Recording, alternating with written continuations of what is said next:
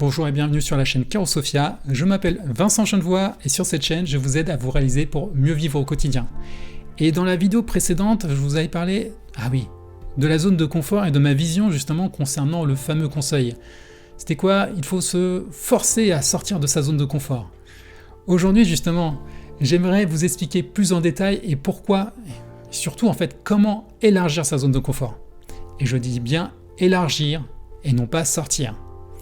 Et je vais vous donner 4 bonnes raisons qui devraient justement vous motiver à le faire.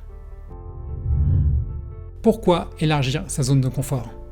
Vous êtes bien installé devant votre écran d'ordinateur, devant votre smartphone, peut-être que vous êtes sur votre canapé, dans votre lit, ou sur une plage à Bora Bora, en train de siroter une pina colada tout en m'écoutant, même si je doute que la connexion elle soit vraiment très bonne. Bref, tout ça pour vous dire qu'il y a de fortes chances qu'en ce moment même, vous soyez en plein dans votre zone de confort. C'est pas très grave, puisque vous êtes en train de regarder une vidéo. En revanche, si vous étiez dans une démarche une démarche de productivité ou d'apprentissage et restez bien à l'abri dans votre zone de confort, eh bien ça serait pas optimal. Et dans ma vidéo précédente, justement, je vous expliquais qu'il existait différentes zones. Il y a la zone de confort, la zone de peur, la zone d'apprentissage et la zone de danger.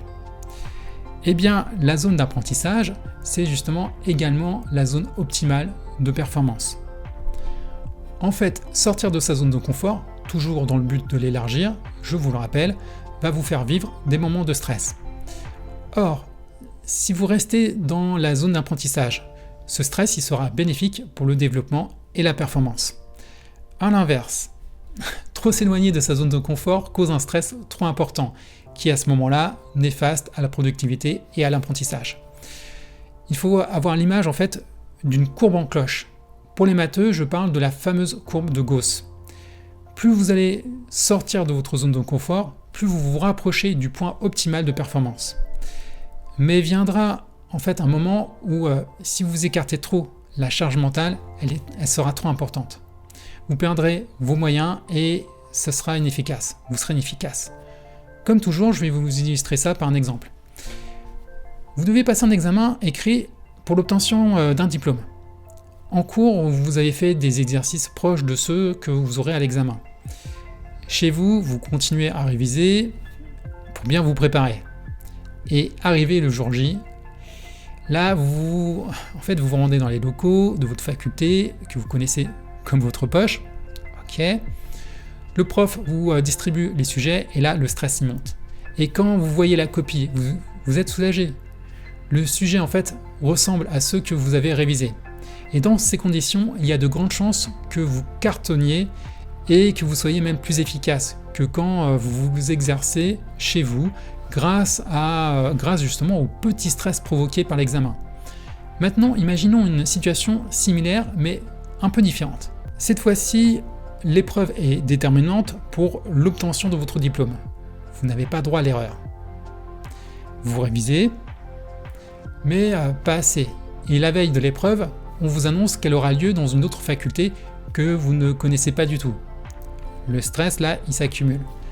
Le professeur il distribue les copies et là, vous vous rendez compte que le sujet n'a rien à voir avec justement ce que vous avez fait jusqu'à présent.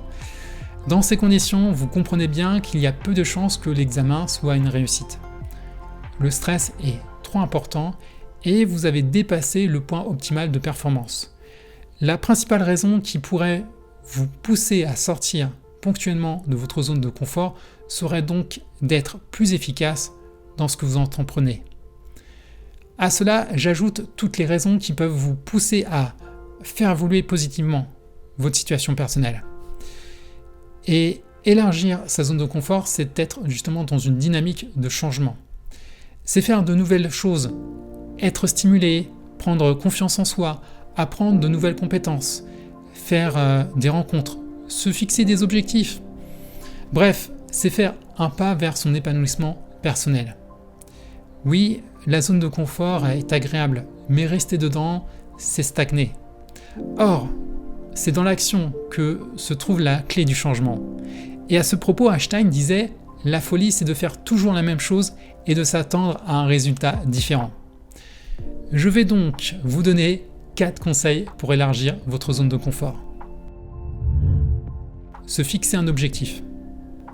Pour élargir votre zone de confort, le plus simple à faire est de vous fixer un objectif. Oui, c'est tout bête, mais ça marche. Imaginez que vous voulez justement apprendre l'anglais. Dans ce cas, vous allez vous forcer à regarder vos films et vos séries en VO. Ça sera moins agréable que de justement les regarder en français. Vous serez sans doute frustré de ne pas tout comprendre, mais au fur et à mesure que vous allez progresser et vous serez habitué à regarder vos séries en version originale. Et là, en restant concentré sur votre objectif, vous aurez réussi à élargir votre zone de confort. Certaines personnes avec une grande résistance au stress pourront aller jusqu'à temporairement aller dans un autre pays pour se forcer justement à parler anglais. Mais le résultat sera le même. Au fur et à mesure, ce nouvel environnement sera intégré au sein de la zone de confort et l'objectif sera atteint. Apprendre à se connaître. Le deuxième conseil que je peux vous donner est d'apprendre à vous connaître. En prenant conscience justement de vos forces et faiblesses, vous serez capable de lister ce qui fait partie ou non de votre zone de confort. À partir de là, vous pourrez déterminer sur quoi il est important pour vous de progresser. Par exemple, vous êtes comme moi, vous êtes un frileux, vous n'aimez pas du tout avoir froid et vous avez conscience que l'exposition à des températures glaciales fait partie de votre zone d'inconfort.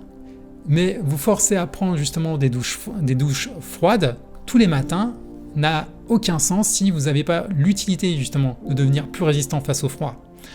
A l'inverse, si vous avez justement prévu d'aller vivre au Canada, augmenter votre tolérance au froid, là, prend tout son sens. Toronto, c'est pas vraiment connu pour ses étés caniculaires. Et là, justement, cela rejoint exactement le premier conseil. Fixez-vous des objectifs, mais des objectifs qui ont du sens pour vous et pour lesquels justement vous êtes motivé à aller de l'avant. Arrêtez de vous chercher des excuses.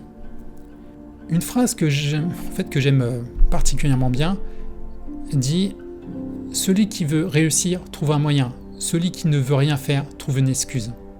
Alors je ne vais pas vous mentir, sortir de sa zone de confort est difficile. Notre cerveau en fait, il est programmé pour y rester, se protéger. Du coup, on trouve toujours une raison en fait d'y rester. Pourtant, si vous regardez les choses en face, vous verrez que toutes ces raisons qui vous poussent justement à rester dans votre zone de confort, eh bien, ce sont des excuses. Ce sont des barrières mentales qui vous empêchent d'avancer. Mais dites-vous bien qu'aucun changement positif ne se fait sans effort et sans sacrifice. S'entourer des bonnes personnes. Je vous l'ai dit, sortir de sa zone de confort, c'est toujours une épreuve.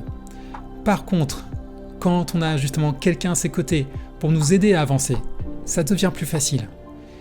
Ce quelqu'un peut être un conjoint, un frère, une sœur, un ami, un coach, un professeur, un mentor, peu importe. Si c'est une personne qui compte à vos yeux, ou une personne pour qui justement vous avez du respect, son soutien sera un véritable moteur pour votre avancée. Alors, n'ayez pas peur de vous lancer des défis à deux ou à demander de l'aide à quelqu'un justement de compétent. Il n'y a pas de honte. Demandez l'aide à quelqu'un. Au contraire, c'est la chose la plus intelligente à faire. Pour citer justement un autre proverbe, je dirais « Seul, on va vite. Ensemble, on va plus loin. » Allez, petit bonus. En bonus, je vais vous citer 3 autres points, mais sans aller dans plus de détails. Prenez l'habitude de sortir de votre zone de confort en faisant régulièrement juste des petites choses qui vous font peur, même si elles ne sont pas directement liées à votre objectif. Par exemple, vous abonner à cette chaîne, si ce n'est pas encore fait. Apprenez à lâcher prise, ne vous mettez pas la pression. Pour ça, je vous renvoie à la première vidéo de la chaîne. Autorisez-vous à retourner dans votre zone de confort lorsque vous en ressentez le besoin. Ne pas dépasser ses limites est important, prenez soin de vous. Juste, n'en abusez pas, sinon ça sera plus long et un peu contre-productif. En conclusion, Maintenant que cette vidéo est terminée, qu'allez-vous faire? Est-ce que vous allez continuer de regarder YouTube ou est-ce que justement vous allez faire quelque chose qui vous place dans l'inconfort? Comme je vous l'ai dit, pour ça, c'est mieux d'avoir justement des objectifs qui vous correspondent. Eh bien, ça tombe bien, c'est justement ce que vous allez apprendre dans mes formations vidéo. Et c'est dans les liens en description. Voilà, j'en dis pas plus. J'espère que cette vidéo vous a plu et qu'elle vous aidera à avancer vers votre épanouissement. Si c'est le cas, vous pourrez laisser un pouce en l'air et vous abonner à la chaîne. Je vous dis à très bientôt. Salut!